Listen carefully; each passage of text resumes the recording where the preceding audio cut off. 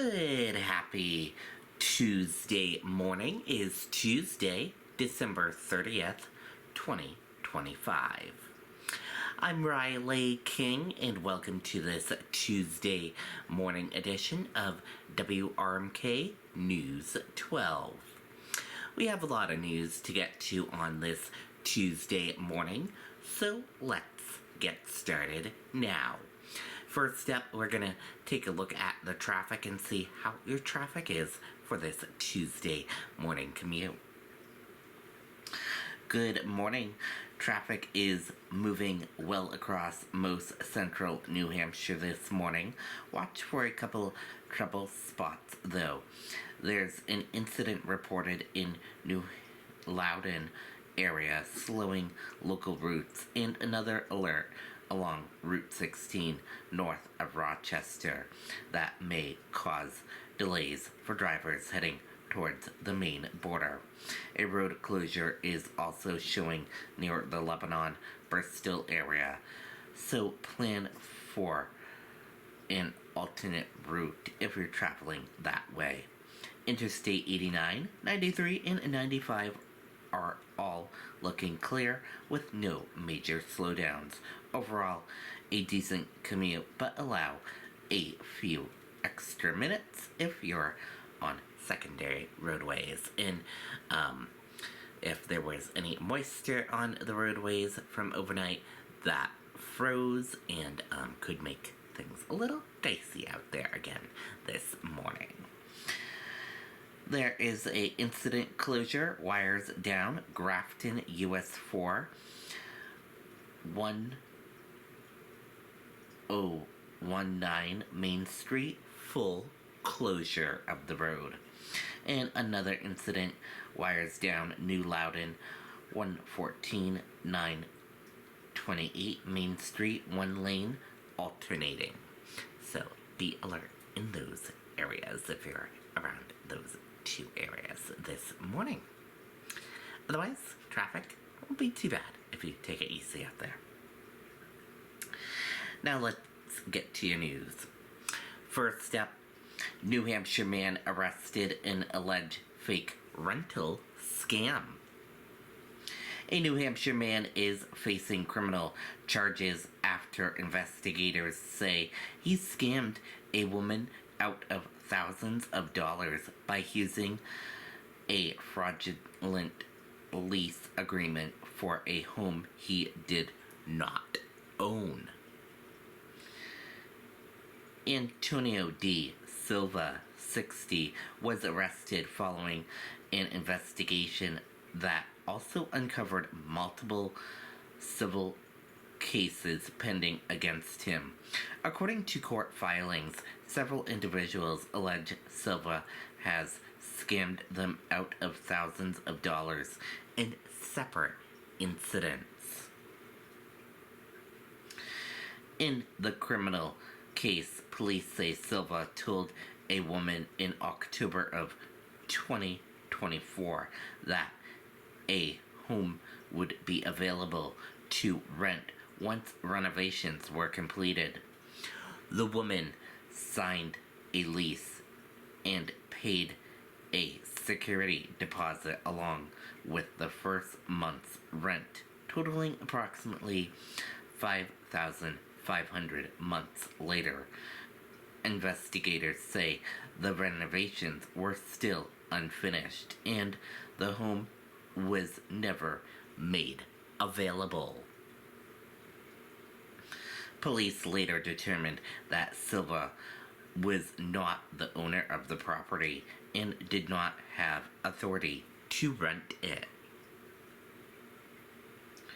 It would normally be a civil issue with landlords and tenants, said Merrimack Police Sergeant Brandon.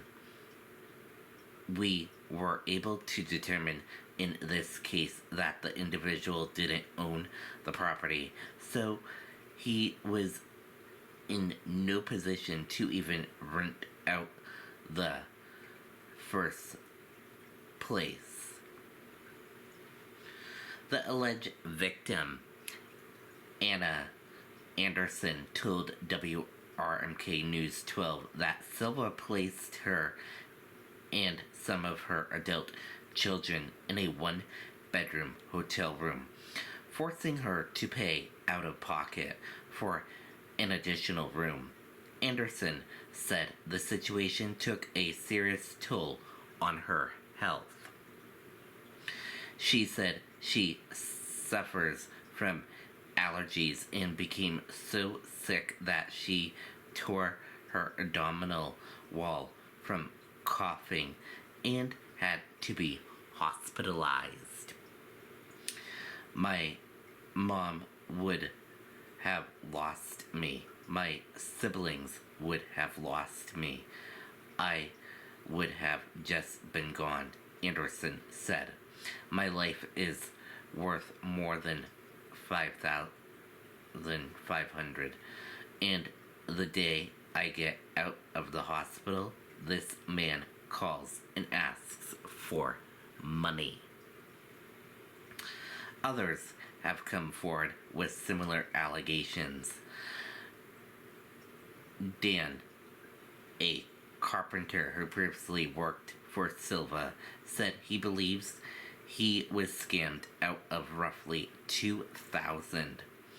Dan has since become an informal leader of a group of people who claim Silva defrauded them. You can see the shuffling and the weaseling and the type of character that we're dealing with here, Dan told WRMK News 12. The New Hampshire Attorney General's office confirmed it is investigating Silva.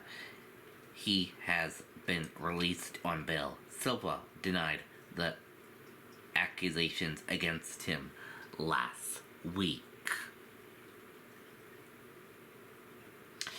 New Hampshire secures more than $200 million in federal funding for rural health care. The White House announced Monday that $50 billion in federal funding will be distributed to all 50 states to strengthen rural health care, with New Hampshire set to receive more than $200 million.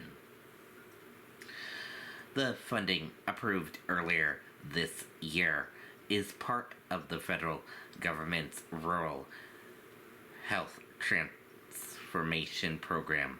Half of the money will be delivered evenly among states, while the remaining portion will be awarded at the discretion of federal officials and potentially tied to state performance.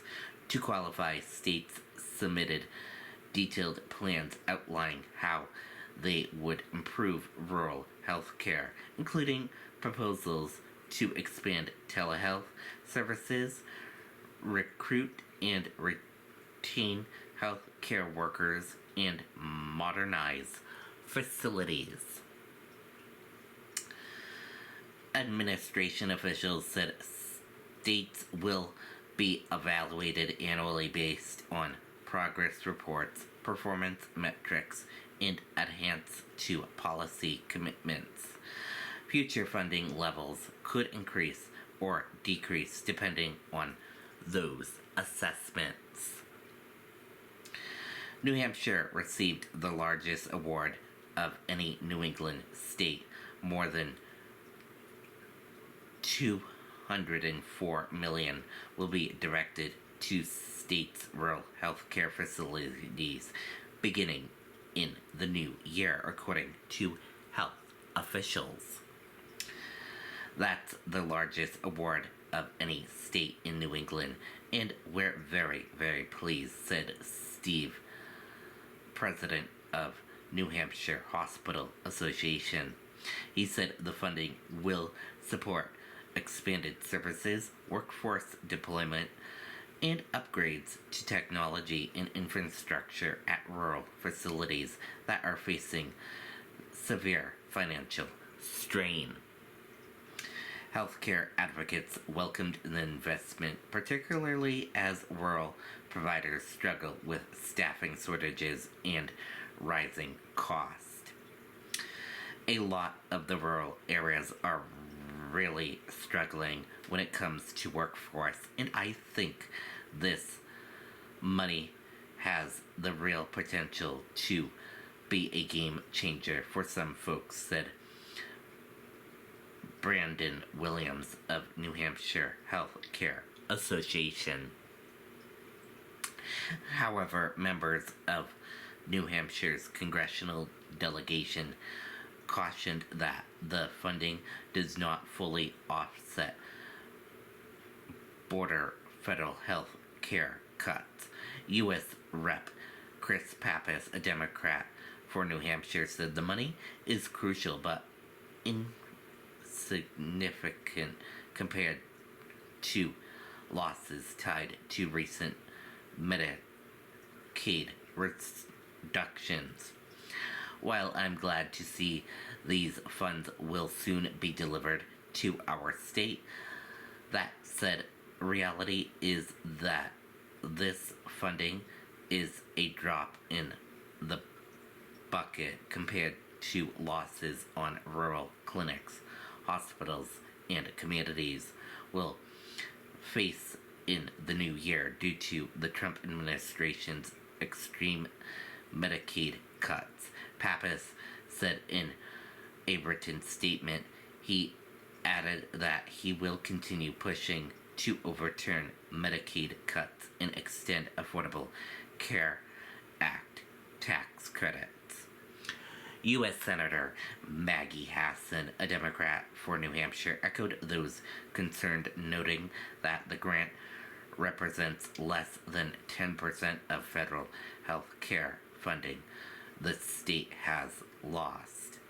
Rural health care facilities in New Hampshire have already closed their doors due to President Trump's cuts, and we are just days away from health care premiums doubling for tens of thousands of Granite Staters due to inaction from those same Washington Republicans, Hassan said.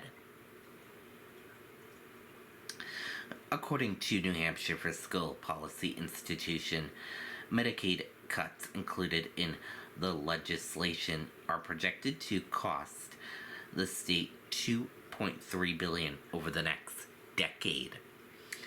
Governor Kelly Ayotte said the funding marks an important step towards improving access to care in rural communities. This is the beginning of a bold effort to expand access to affordable, high-quality care closer to home for Granite Staters in rural communities, Ayotte said. I thank CMS for awarding us this critical funding, and I look forward to putting our initiative plan into action in the new year. Ayotte has established a new oversight group known as Go North to manage the program's implementations in New Hampshire. State officials said planning is already underway.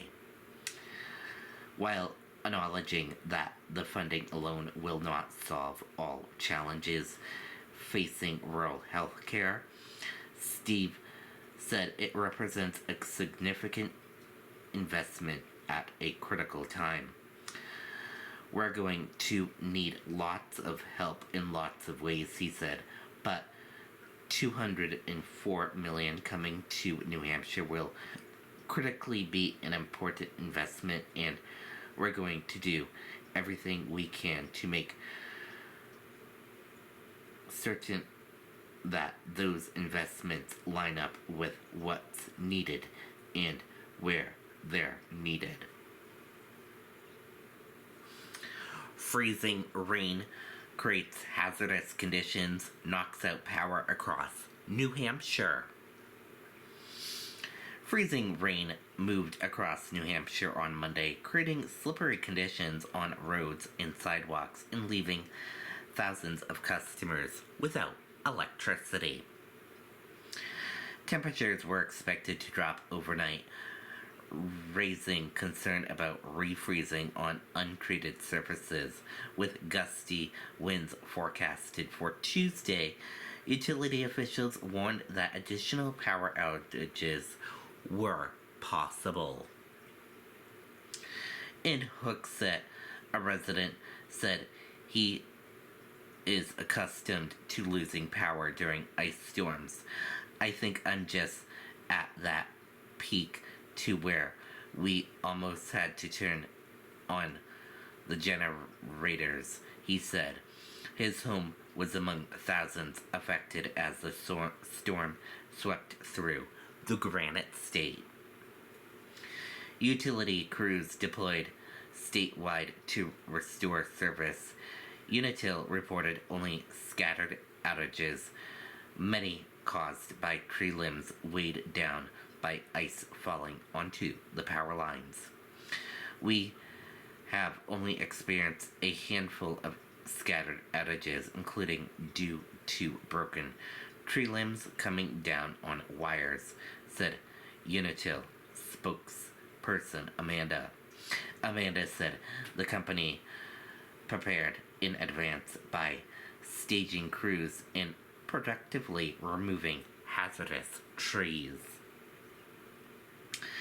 Our lines are built to handle ice, but when ice builds up on tree branches, can break and come down on the wires, leading to outages, and that's always our main concern, she said. Despite the icy condition, traffic on the highway and major roads remained relevantly light, giving crews room to work. Many drivers slowed down, and some residents were off from work for the day. I'm having a great day, said Ashley, who was visiting from Massachusetts. I'm on vacation. I don't care. Others said driving conditions were manageable, but urged caution. The roads aren't horrible, said Diane of Belmont. The roads are wet. It's more when you stop and you're going into the store or whatever. Officials warned that untreated surfaces such as parking lots, sidewalks, and driveways were especially slick and encouraged people to take their time when heading outdoors. Customers without power are urged to report outages to their utility provider at least once daily until service is restored. For Eversource, you can call 1-800-662-7764. For New Hampshire Electric Co-op, you can call 1-800-343-6432. For Unitil, you can call 1-888-301-7700. For Liberty Utilities, you can call 1-855-349-9455. Anyone who encounters down power lines is advised to keep safe distance and report them immediately. And that does it for this morning broadcast of WRMK News 12. Thank you for tuning in and watching. Have a great rest of your Tuesday, and see you back here later on today for another broadcast. Goodbye.